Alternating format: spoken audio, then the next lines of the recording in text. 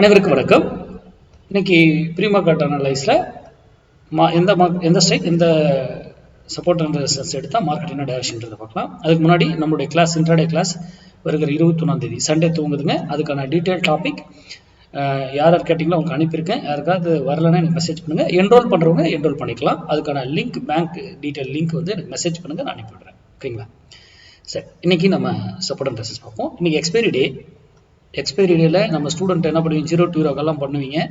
அந்த ரூலை மறந்துடாதீங்க. அதுக்கு முன்னாடி இந்த டேட்டாவை பார்த்துருவோம். ரீட்டைல் ட்ரேடர் இன்னும் பை, நேத்தும் பை, ப்ரோ ட்ரேடர் செல். அப்போ இன்னைக்கு ஃபர்ஸ்ட்ல கொஞ்சம் இறங்குறதுக்கான சான்ஸ் இருக்குன்றத பிடிக்கலாம்.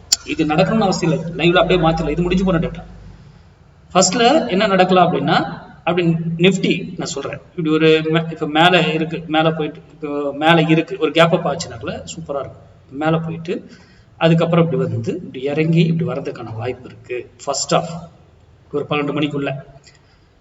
ஏன்னா இங்க இதுக்கு அதுக்கான சினாரியோ இங்க இருக்கு. ஓகேங்களா? அதனால சொல்றேன், இது நடக்காம போல, அது நமக்கு தேவை. நம்ம மேக்ஸ் தான் நம்புவோம், இதெல்லாம் சும்மா அசியூம் பண்றது. ஓகேங்களா? சரி, இன்னைக்கு நாம சப்போர்ட் அண்ட் ரெசிஸ்டன்ஸ் வருவோம். இன்னைக்கு எக்ஸ்பைரி டே. 0 to 0 கால் பண்ணக்கூடிய ஸ்டூடெண்ட் 5 ரூல்களை மறந்துடாதீங்க.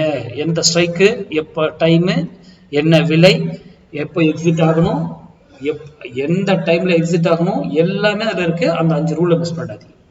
சரி, இன்னைக்கு 23,900 புட்டு 82 rupees சப்போர்ட் எடுத்தா மார்க்கெட் இறங்குவதற்கும், 82 rupees ரெசிஸ்டன்ஸ் எடுத்தா மார்க்கெட் ஏறுவதற்குமான வாய்ப்பு.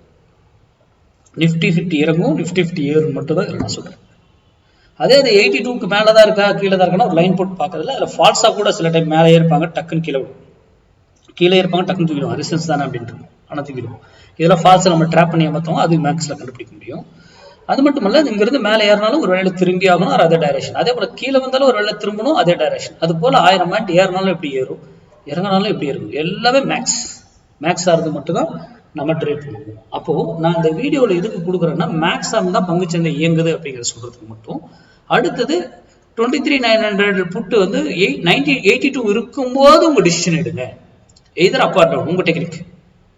நம்ம சிம்பிளா மேக்ஸ் எங்க சப்போர்ட் எடுக்க, என்ன எல்லாமே எங்க என்ட்ரி எடுக்கணும், என்ன விலையில வாங்கணும் முதற்கொண்டு நம்ம வந்து சொல்லியிருப்போம் ஸ்டூடெண்ட்டுக்கு. நீ யூடியூப் பார்க்குறவங்க இந்த விலையில மட்டும் டிசிஷன் எடுங்க, பெட்டர் ரிட்டர்ன் இருக்கும். அவ்வளவுதான். இது நடந்திருக்காது. போஸ்ட் மார்க்கெட் ரிப்போர்ட்ல பார்ப்போம். நன்றி, வணக்கம், வாழ்க வளமுடன்.